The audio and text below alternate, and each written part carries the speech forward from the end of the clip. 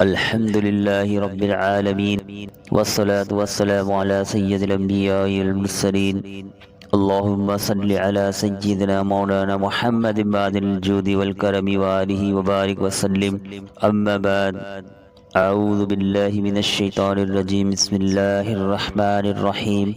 ولقد مكناكم في الأرض وجعلنا لكم فيها معايش قليلا ما تشكرون.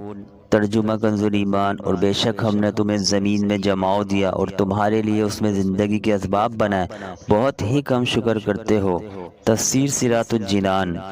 وَلَقَدْ مَكَّنَّكُمْ فِي الْأَرْضِ، اور بے شک ہم نے تمہیں زمین میں ٹھکانہ دیا. یہاں سے اللہ عز و جل نے اپنی عظیم نعمتوں کو یاد دلایا کہ جن کی وجہ سے نعمتیں عطا فرمانے والے کا شکر ادا کرنا لازم ہوتا ہے. چنانچہ ارشاد ہوا، ہم نے تمہیں زمین میں ٹھکانہ دیا اور تمہارے لیے اس میں زندگی گزارنے کے اسباب بنائے اور اپنے فضل سے تمہیں راحتیں مہیا کی.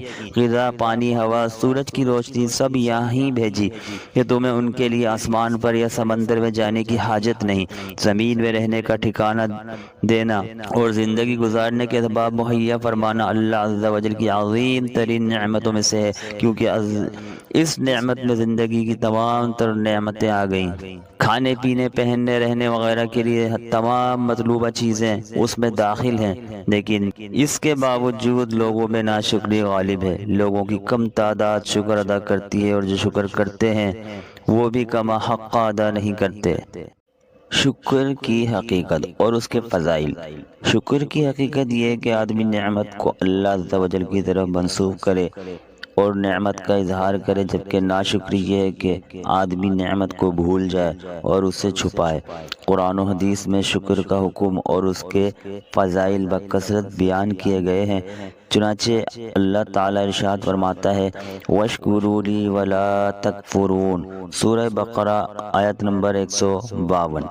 ترجمہ کنز العرفان. اور میرا شکر ادا کرو اور میری ناشکری نہ کرو. اور ارشاد فرماتا ہے، ما یفعل اللہ بعذابکم ان شکرتم وآمنتم وکان اللہ شاکرا علیما. سورہ نساء آیت نمبر 47. ترجمہ کنز العرفان.